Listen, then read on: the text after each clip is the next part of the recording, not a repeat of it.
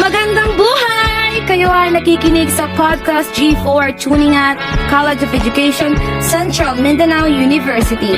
Ako ang magiging host niyo for today's podcast. Maria po ang inyong tagapaglingkod, ang babaeng puro tawa kaya ligwak sa eskwela.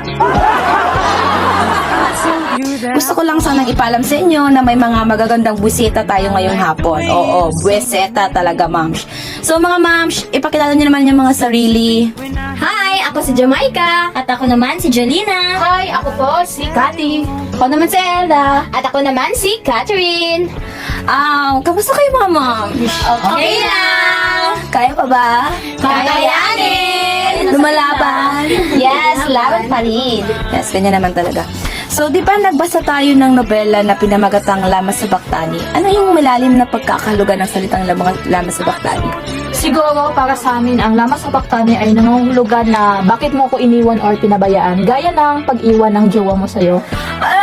Ano naman yung naramdaman ninyo habang binabasa niyo yung nobela? Nasaktan ba kayo? Nasaktan talaga kasi yung Yung pangyayari kasi sa nobelang yun yung mga karanasan ng mga bawat karakter ay talagang masasaktan ka talaga.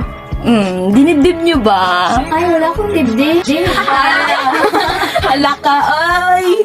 Nalaman natin na yung Lamas sa Baktani na nobela pala ay nakasentro ang idea niya nito sa pakikipagsapalaran, di ba? Tapos may tatlong magkakapatid sa storya, sina Noel, Andong at Lando. Sa tatlong magkakapatid na to, kanino na nahalin tulad yung mga sarili? Noel. Kay Noel. Noel. Kay Sa akin Andong naman po. si Andong. Andong. Wala bang kay Lando? Sino yung gusto kay Lando? Ako kasi gusto ko si Lando eh. Yung si Lando talaga. Oo, gusto ko si Lando. Gusto ko si Marcos. Paano naman or sa anong sitwasyon masasabi ninyong nakita nyo ang sarili nyo sa kanila? Gaya ni Noel, bilang kapatid at anak, gagawin ko rin lahat para sa ikabubuti ng pamilya para maging matiwasay ang aming pamumuhay at maging maayos ang aming sitwasyon.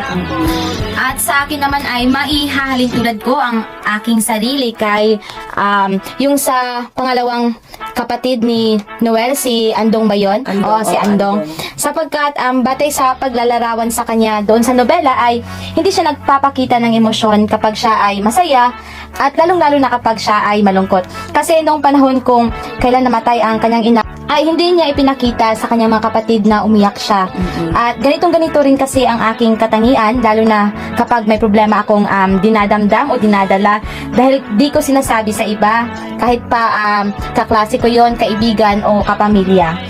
At nung nakarang taon sa pagkamatay ng aking kapatid ay hindi ko ipinakitang umiyak ako. Nagpanggap ako na malakas sa harap ng maraming tao. Subalit sa totoo lang ay para na akong dinadaganan ng mundo sa mga panahong iyon at masasabi kong hindi rin natin masisisi si Andong kung mas pinili niyang hindi mag-aral at umabot sa puntong nagbenta siya ng droga para makatulong sa kanyang mga kapatid. Ako naman ay maihahalin tulad ko ang sarili ko kay Noel. Kasi kagaya niya ay lumalaban pa rin ako sa kabila ng mga pagsubok na aking napagdaanan sa buhay. Nanatili akong matatag at nagpatuloy sa aking pag-aaral magpahanggang ngayon. Ako naman ay si Noel. Kasi bilang isang panganay sa tatlong magkakapatid, gagawin ko din ang lahat ng paraan upang matugunan ang pangangailangan nating mga nakababatang kapatid. Siguro, mahirap bilang panganay. Kasi alam niyo naman na, bilang panganay, katulad kay Noel, na, di ba, iniwan sila ng ama at ina nila. Subalit, kailangan niyang tumayo bilang ama at ina para sa kanyang magkakapatid. So, ganun talaga ang dapat gawin. Ay, mabait si El. Ay, mabait si Ella. So, bilang isang mag-aral, may mga sitwasyon din ba kayong feeling nyo na, ay, tama na to, dito na lang, ihinto na ako. Kasi pagod na tayong magpatuloy sa pag-aaral or yung sobrang drain na sa ACADS ba, tapos wala kayong mapagbuntungan. Paano nyo naman nasusolusyonan ang ganitong sitwasyon? Ako? Oo, madalas. Dahil sa kahirapan. Pero hindi ito naging hadlang sa akin upang hindi magpatuloy sa pag-aaral. Ang ginagawa ko ay nagsa-sideline ako tuwing linggo. Naglilinis ako ng bahay sa amo ni mama, tsaka yung magiging sweldo ko doon ay yun yung gagamitin kong pang-alawan sa buong linggo.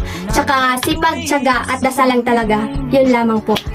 Kailangan naman talaga na madiskarte tayo bilang isang mag-aaral. Lalo na nasa kolehiyo na tayo. Para sa akin naman sa pakikipagsapalaran ko dito sa Bukidnon, dahil nga malayo ako sa pamilya ko, talagang mahirap kasi nga 'di ba, malayo ako sa pamilya ko, kaya kung mapapagod ako magliliwaliw ako at bibigyan ko ang sarili ko ng pagkakataon na magpahinga at kumain ng mga gusto ko kahit simple at Ice yung cream. mura lang. Ice Yeah. Jollibee, mix and match. Oh, mix and match. At syempre naman, manalangin at manampalataya tayo sa Panginoon, di ba? Yan yung dapat na kalimutan. Yun lang po. Dagdag na katanungan lang ito ha. Ano yung lesson or aral na nakuha ninyo sa nobela? Nakuha ba kayong aral? So siguro sa akin, kahit anong naranasan mo sa buhay, magpatuloy ka lang kahit na maraming problema, kahit maraming masasakit na karanasan na yung dalarating sa'yo, lalaban ka pa rin dahil alam mong makakaya mo yan, gaya ng paglaban ni Noel. Ganyan. So, ayun, sana naman ay nasatisfied kayo sa mga sagot nila. Salamat sa inyong mga tugon, mga moms, at nagagalak akong napaglaanan ninyo ng oras ang podcast na ito. Hanggang sa muli at paalam. Maraming salamat. Salamat.